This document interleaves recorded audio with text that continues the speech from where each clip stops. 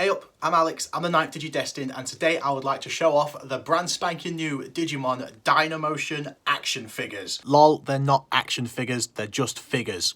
So, I've got all three that are currently released, and I want to show off all three. So, first up off the bat is the almighty Greymon, the almighty MetalGreymon, and the mightiest of the mighty Machinedramon.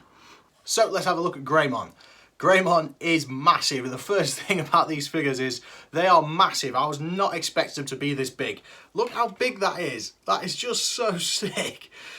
Okay, so the sculpt on these things are amazing. So this Greymon is modelled on his original official artwork. Bing! And I've got to say, the sculpt is absolutely incredible. Look at the detail on his skin. You can see the muscles in his back, the way his skin ripples. It just looks absolutely amazing. Yeah, the texture on this thing is absolutely awesome. The only thing I would potentially criticise with the sculpt is that the teeth and claws aren't really that sharp, but based on the kind of plastic that it is, I feel like these are probably marketed more toward kids than adult collectors. It's a really nice, solid, hard plastic, and it feels like it would survive being played with by a kid. So I think that's probably why they avoided like sharp horns and stuff. But yeah, he still looks absolutely amazing. The paint job is awesome too. They've got the classic Digimon eyepiece there. Everything is where it should be. But if you was to be super critical, you could like criticize a few of the stripes. Like there, you can see where it should have been blue all the way to the tip, but isn't. But really, for the type of toy that this is, I think that is more than forgivable. Sculpt, 1,000,000 out of 10. Paint job, probably 9.9 out of 10. I absolutely love it. All the way around, it looks absolutely amazing. And this thing is going to dominate whatever shelf it ends up on. There was no packaging with these. They came in just a clear bag, and the only kind of packaging they've got is this tag that's attached to the back. And it's time to ruin all collector's value because it's got to come off. That is just doing my head in. They're figures capturing the most dynamic of motions. Dynamotion. Pretty cool. And yet they have well and truly captured Greymon right there. That looks sick. Another thing I'd like to say about the sculpt is it's really nice how, you know, he's got like little chips and battle scars. Like they're definitely deliberate chips out of his claws and stuff where he's been fighting. You can see the same in like his helmet too. Got like little cracks in the horn. Really, really love it. This thing is amazing. Next, Greymon Digivolves to MetalGreymon. Look at this weapon. First of all, let's again trash your collector's value. So, MetalGreymon is awesome. So this one's interesting because once again, he's modelled in his original art pose, but this is the pose for MetalGreymon Virus. MetalGreymon Vaccine has a different standard art. So it's interesting that they've gone for MetalGreymon Vaccine in the MetalGreymon Virus pose. My favourite pose anyway, so I'm still happy. Just a cool little fact for you.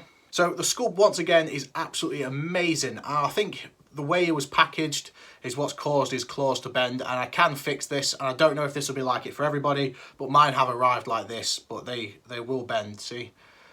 So with a bit of hot water, we'll be able to straighten them out, no problem. So all the way around, once again, you can see that the sculpt is immense. That amazing skin texture, like look at the veins in his hands. The dude is shredded.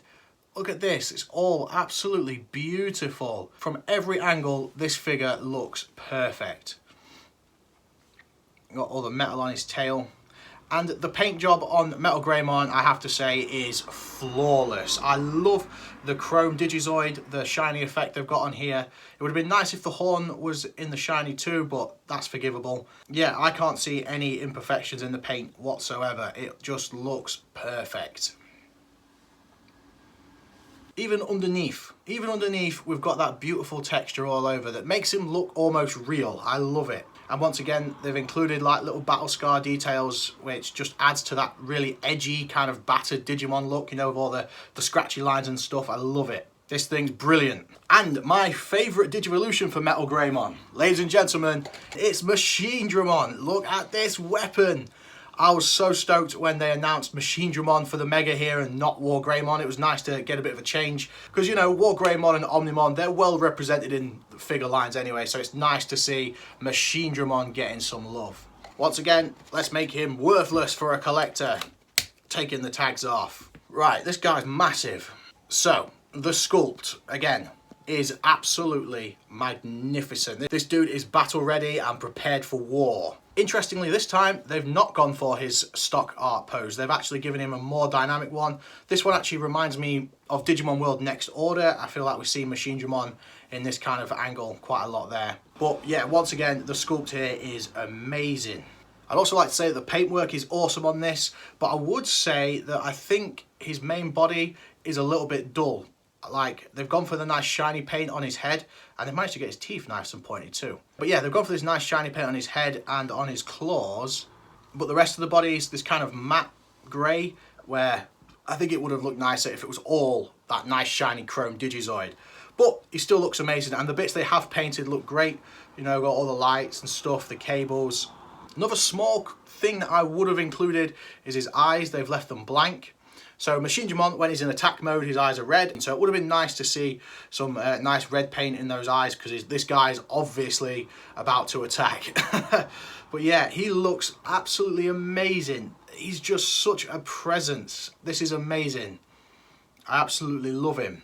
So yeah, once again, 1,000,000 out of 10 for the sculpt and 9.9 out of 10 for the painting. I don't know much about the technical side of figure collecting, but it says here that they're PVC.